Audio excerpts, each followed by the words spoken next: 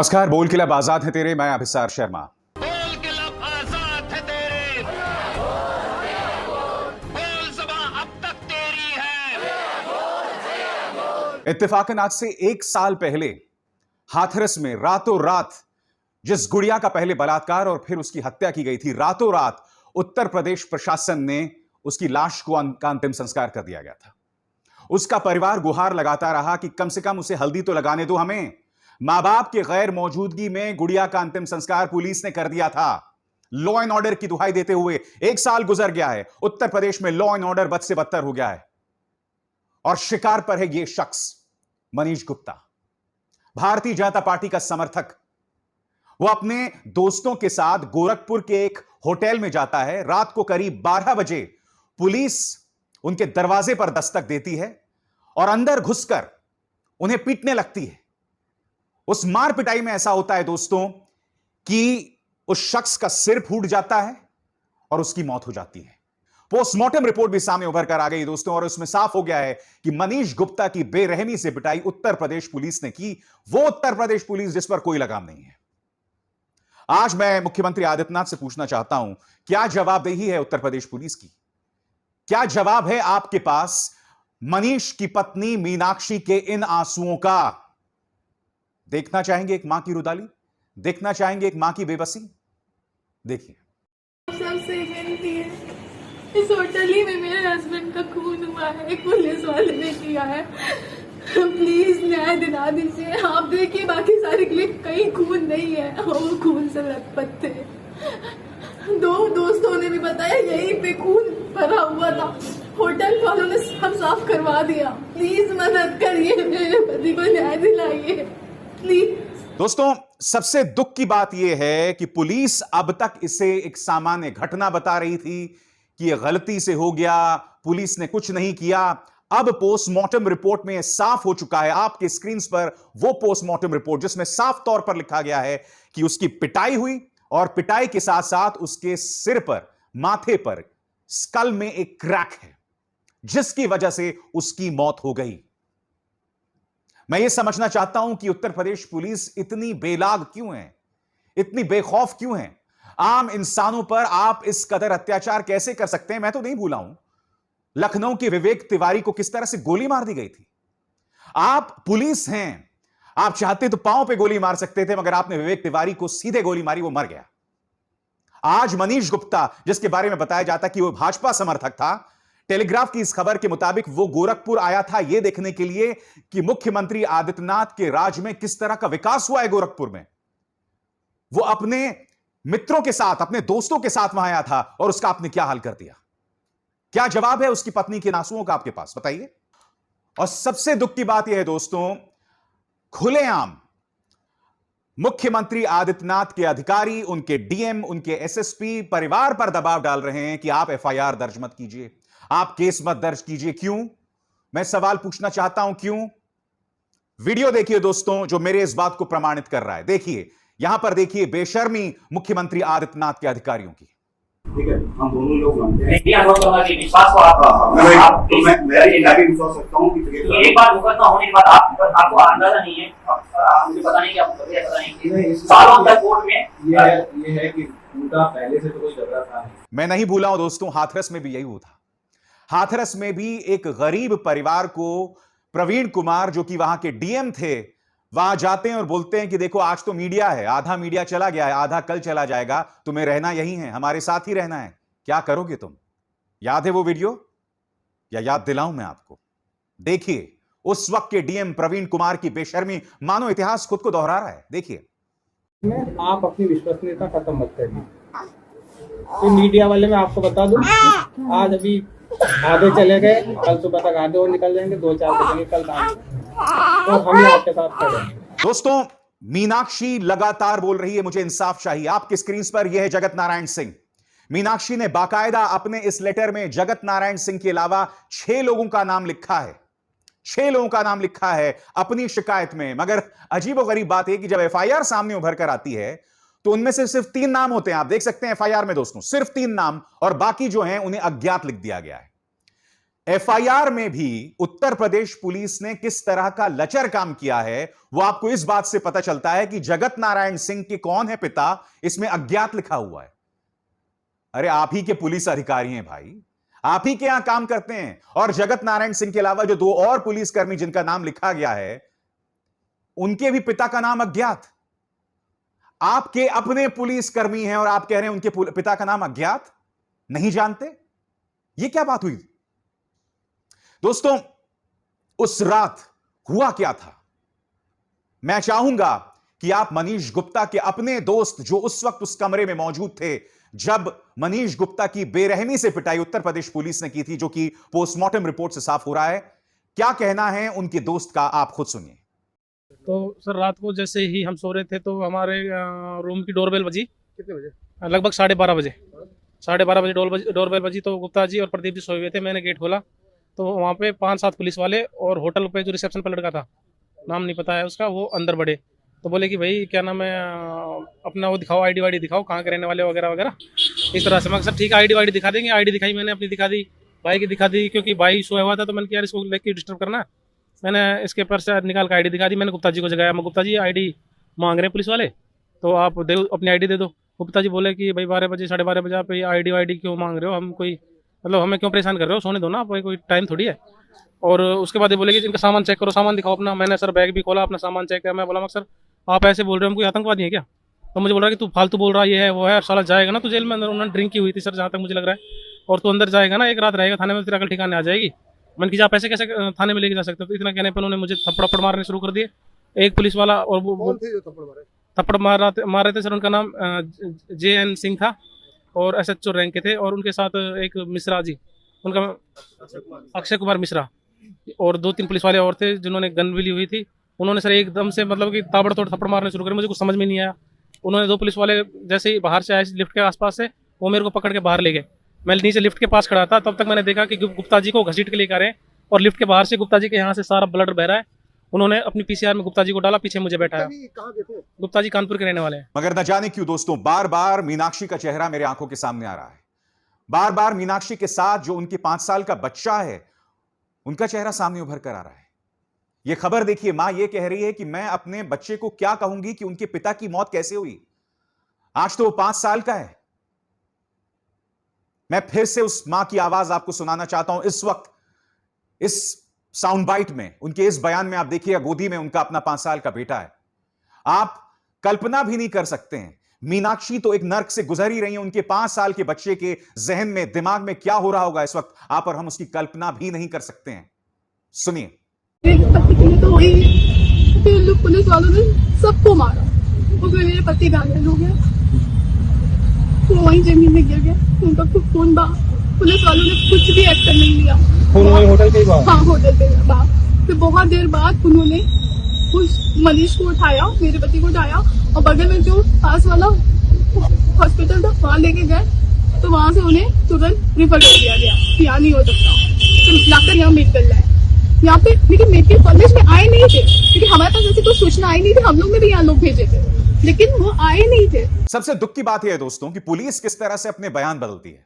अब जो इनका ताजा बयान आया है, उसके मुताबिक पढ़ के सुनाना चाहता हूं। अब ये से दुर्घटना नहीं बोल रहे हैं, अब यहां पर वो दोषियों की भी बात कर रहे हैं। जब सोशल मीडिया में इस बात को लेकर दबाव बढ़ा, तब इन्होंने दोषी शब्द का, गिल्टी शब्द का इस्तेमाल किया। आपके सामने बयान। In the unfortunate incident of Gorakhpur which led to the death of a civilian, 6 policemen have been suspended and an FIR has been lodged against them under relevant sections. ADG, DIG, SSP Gorakhpur have been directed to take action against the guilty after the investigation. एक दिन पहले की बात है। इनके एक police अधिकारी क्या कह रहे थे, दुर्घटना बता रहे थे, खुद सुनिए आप। अपराधियों की चेकिंग के दौरान थाना रामगढ़ ताल की पुलिस एक होटल में गई। वहां पर एक कमरे में 3 युवक संदिग्ध अलग अलग शहरों से आए थे जो ठहरे थे। इस सूचना पर पुलिस ने होटल मैनेजर को साथ में लेकर कमरे की चेकिंग करने गई, जहां पर हड़बड़ाहट में एक युवक की कमरे में गिरने से चोट लग गई। दुर्घटनावश हुई इस घटना से पुलिस ने तत्काल होटल मैनेजर को साथ लेकर युवक को अस्पताल में भर्ती करवाया, जहां पर उसका इलाज हुआ। BRD में दौरान इलाज उस युवक की मृत्यु हो गई। पुलिस ने तत्काल परिजनों को सूचित किया है। शव को मोर्चरी में रखवाया गया है। आगे डॉक्टरों के पैनल से पोस्टमार्टम करवाकर इसमें नियमानुसार कार्रवाई की जाएगी। फिलहाल ये युवक किस पर्पज से, किस कार्य से यहाँ आए थे, इसकी जांच की जा रही है और किसके साथ ये यहाँ रहे थे, कितने दिन रहे थे, इस संबंध में जानकारी कर आगे कार्रवाई की जाएगी। और ये पहली बार नहीं है दोस्तों, मैं बार बार आपको 1 साल पहले हाथरस की बात कर रहा हूं। हाथरस में भी क्या हुआ था, आपके सामने लॉ एंड ऑर्डर एडीजी का बयान। इसमें लॉ एंड ऑर्डर एडीजी ये मानने को ही नहीं तैयार थे कि हाथरस की उस गुड़िया का पहले बलात्कार और फिर उसकी हत्या हुई। एडीजी लॉ एंड ऑर्डर उस बात को मानने को ही नहीं तैयार थे। और उसके बाद सीबीआई की पड़ताल होती है और उसमें यह बात साफ होती है कि न सिर्फ उसका बलात्कार हुआ बल्कि उसकी हत्या भी की गई। यानी कि जो अंदाजे बयां उत्तर प्रदेश सरकार का हाथरस में था, वही अंदाजे बयां हमें गोरखपुर में भी दिखाई दे रहा है, जो कि मुख्यमंत्री आदित्यनाथ का जनपद है। सबसे दुख की बात यह है, इस वक्त मुख्यमंत्री आदित्यनाथ तमाम न्यूज चैनल्स में घूम रहे हैं, इंटरव्यूज दे रहे हैं। तमाम जो बड़े बड़े पत्रकार चाटुकारों की तरह उनका इंटरव्यू कर रहे हैं, उनके लिए बड़े बड़े कसीदे पढ़ रहे हैं। इनमें से किसी चैनल की हिम्मत नहीं है दोस्तों तीखे सवाल पूछने की मुख्यमंत्री आदित्यनाथ से। मेरे जैसे पत्रकारों के सामने वो बैठ के इंटरव्यू नहीं दे सकते हैं। मैं आपको बताना चाहता हूं वरिष्ठ पत्रकारों की क्या हालत है मुख्यमंत्री आदित्यनाथ के सामने। उनके ट्विटर हैंडल पर देखिए, इंडिया टीवी ने उनका इंटरव्यू किया, और आप देखिए इंडिया टीवी के जो संपादक हैं रजत शर्मा, जो एक जमाने में मेरे बॉस थे, वो किस तरह से कसीदे पढ़ रहे हैं मुख्यमंत्री आदित्यनाथ के। आप खुद बताइए ना, इस तरह का मीडिया उत्तर प्रदेश सरकार से सवाल करेगा? सुनिए किस तरह से कसीदे पढ़े गए।